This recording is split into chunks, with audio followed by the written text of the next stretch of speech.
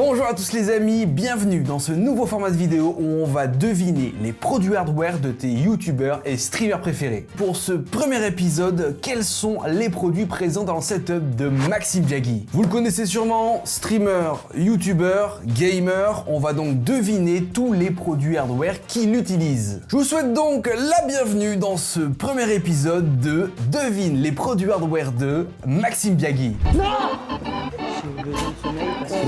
c'est Johnny.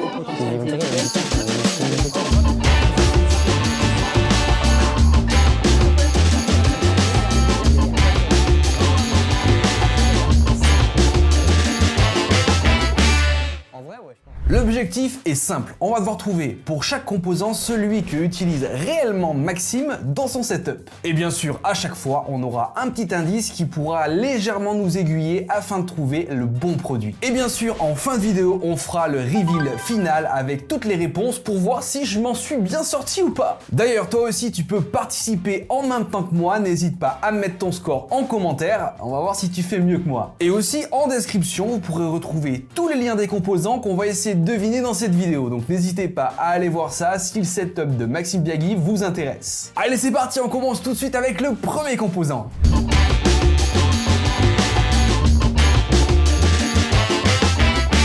Alors le premier composant c'est le clavier et là pour le coup on a un indice, c'est un indice photo. Alors bien sûr hein, ça aurait été simple hein, mais là le clavier en l'occurrence il est bien flouté. Après bon là de prime abord on a quand même un gros indice, c'est qu'on a un clavier white et il n'y a pas énormément de marques qui font au final des claviers white. Ensuite de ça, deuxième indice, on est sur un clavier format 60%, donc un clavier gaming 60%, sûrement un clavier gamer mécanique. On va bien sûr voir les trois propositions pour pouvoir choisir parmi ces trois propositions. À savoir aussi que il me semble que les French Hardware sont venus équiper Maxime Biagui il y a quelques mois de ça, donc je sais à peu près ce qu'ils ont l'habitude de donner aux gens, donc il y a moyen que je sois assez fort sur ce premier épisode. Au niveau des trois propositions, on a en premier lieu le Corsair K65 RGB Mini 60%, en deuxième proposition on a le Logitech G915X Lightspeed TKL, et enfin en troisième proposition on a l'Asus ROG Flashion RX Low Profile. Alors, on a trois propositions assez différentes parce qu'il me semble que ces trois marques-là gaming font des claviers gamer 60% globalement.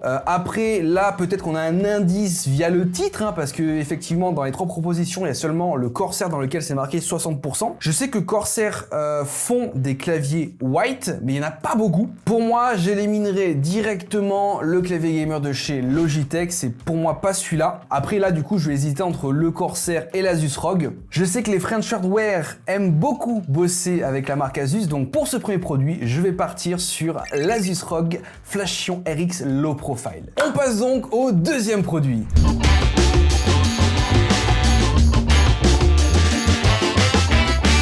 Alors le deuxième produit ça va être la RAM. Pour la RAM c'est compliqué parce qu'il y a énormément de marques, énormément de modèles. Alors là je sais pas s'il va falloir trouver le modèle exact avec le nombre de barrettes, mais bon, surtout qu'on n'a pas de gros indices, on a seulement une devinette. Je suis l'arme d'un dieu, symbole de pouvoir et de maîtrise. Qui suis-je? Déjà tu mets un commentaire la réponse, mais moi je l'ai déjà. C'est des tridents, d'accord? C'est des tridents, hein, c'est la devinette. Et bon, je sais qu'il n'y a qu'une seule marque qui fait les tridents Z, hein, c'est G-Skill. G-Skill Trident Z. En première proposition, on a les Kingston Fury Beast. En deuxième proposition, on a des G-Skill D5. Et en troisième proposition, on a des Corsair Vengeance. Donc déjà, j'élimine les Corsair Vengeance. Et là, bah c'est simple, hein. On va partir directement sur la deuxième proposition, les G-Skill, parce qu'on est forcément sur des G-Skill Trident Z. Ça, c'était facile. On passe maintenant au troisième composant.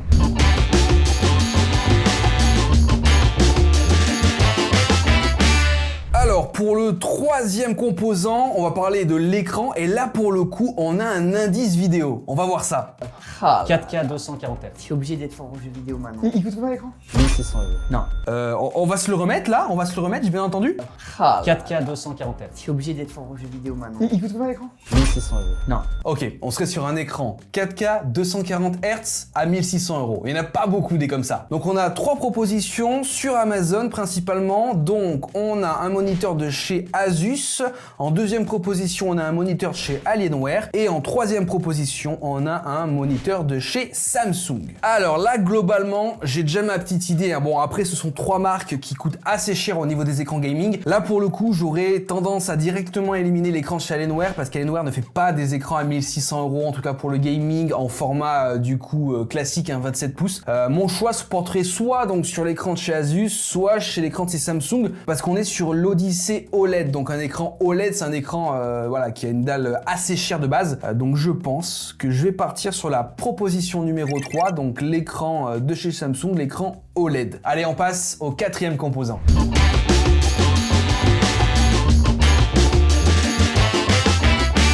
Alors, pour ce 4e composant, parlons du SSD. SSD, c'est dans un PC, et comment tu veux que je devine? Il y en a des millions de marques de SSD. Alors, on a un petit indice, je vais vous le lire. L'un des mots présents dans le titre du produit que Maxime a dans son PC signifie aussi quelque chose de fondamental. J'allais dire, mais tu me prends pour Einstein ou quoi? J'ai pas fait bac plus 6, hein. Mais là, je viens de lire les propositions et ça m'est directement sauté aux yeux. Proposition numéro 1, on a le Kingston NV3. Proposition numéro 2, on a le Crucial T705.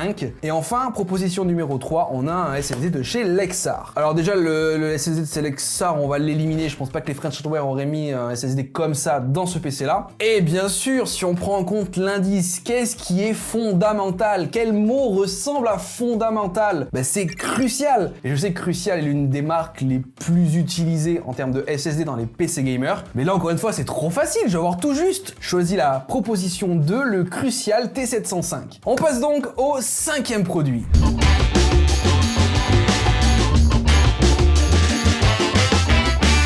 Alors, le 5e composant, c'est la souris gaming. Alors, comme indice, nous avons souris avec ou sans fil pour gamer, rétroéclairage RGB, ultra légère, Bluetooth et USB. Ben, pour le coup, au niveau de l'indice, ça me dit pas grand chose, hein, parce que là, on va dire que 80% des souris gamers peuvent correspondre à ça. Bon, voyons voir les propositions. Proposition numéro 1, ROG Keris 2 Wireless. Ok, proposition numéro 2, la Logitech G Pro X Superlight. Et enfin, proposition numéro 3, c'est la Razer Ballistic V3 Pro. Alors là, c'est compliqué parce que l'indice est très léger, on va dire. Par expérience, et vu que je sais que c'est les French Hardware qui l'ont équipé, je pense que je vais éliminer directement la Razer parce que je sais que les French Hardware et Razer, c'est pas une histoire d'amour. Et là, ça va se jouer entre la Logitech et la ROG. Le truc, c'est que Logitech font de très bonnes souris gamer. ROG aussi, un peu cher, mais vu que je pense qu'ils ont mis pas mal de produits gamer ROG dans ce setup, donc j'aurais tendance à partir sur la proposition numéro 1, c'est la ROG Keris 2. En plus, il y a marqué wireless dans le titre, et peut-être qu'elle est ultra légère. Donc, vamos, partons sur la proposition numéro 1. Allez, on passe au 6e produit.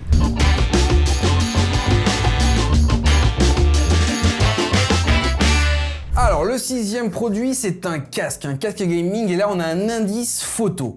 Alors bon, l'indice photo, il est un peu sombre, là, un peu sombre et un peu flouté, on voit pas grand-chose. Donc, il y a une boîte noire, rouge. Alors là, de prime abord, ça pourrait peut-être correspondre à la marque Asus ROG. J'en suis pas convaincu. Maintenant, passons aux propositions. Proposition numéro 1, Asus ROG Delta RGB. Proposition numéro 2, Asus casque de jeu ROG Delta S. Ok. Proposition numéro 3, Asus ROG Delta 2. Ok, alors là, pour les propositions, on a 3 produits de chez Asus ROG, donc j'avais bien raison, le packaging correspond à du Asus ROG. Mais là, faut que je trouve le modèle, sérieux? Je peux pas zoomer dans la photo, là? Mais comment tu veux que je trouve le... Attends, alors, déjà, moi, je pense qu'on est sur un casque sans fil, il me semble, donc là, il y en a combien qui sont sans fil? Je pense que le premier, il est filaire, donc je vais éliminer la première position, et là, ça va jouer entre les deux, donc, les deux sont sans fil. Ah, c'est compliqué, en plus, c'est 2 modèles qui sont assez similaires. Je sais que parmi les deux, il me semble que le Delta S est un peu plus high level que le Delta 2, si je ne dis pas de bêtises. Donc, je vais partir sur la proposition numéro 2, le Asus ROG Delta S.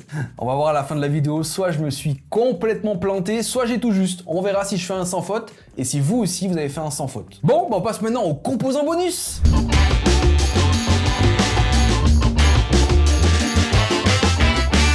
Alors le composant composant bonus, c'est très simple, il vaut 2 points. C'est-à-dire que là, c'est le composant, il faut pas te planter. Alors, l'indice pour trouver le bon composant, 4,2. Bon, voyons les propositions, peut-être que ça peut m'aider. Donc, c'est le Rode NT USB, donc c'est un micro. Proposition numéro 2, c'est le HyperX Quadcast S, donc c'est un micro. Et la proposition numéro 3, c'est l'Asus ROG Carnix White. Ok, donc là, on est sur un micro. Quel micro utilise Maxime Biagui dans son setup?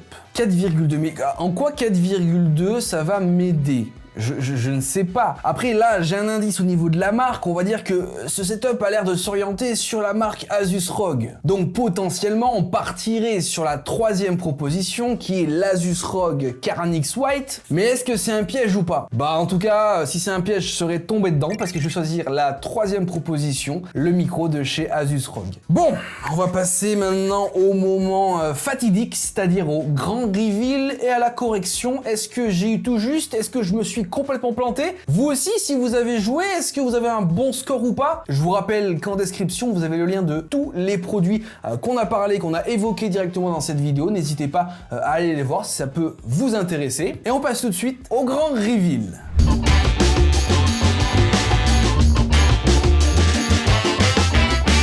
Commençons donc par le clavier. Je vous rappelle, on avait le choix entre ces 3 propositions. Pour le coup, j'avais choisi le clavier gamer de chez Asus ROG. Et j'ai eu raison, effectivement, c'est bien le clavier de chez Asus ROG, c'est le Flashion RX Low Profile, donc un clavier 60% white.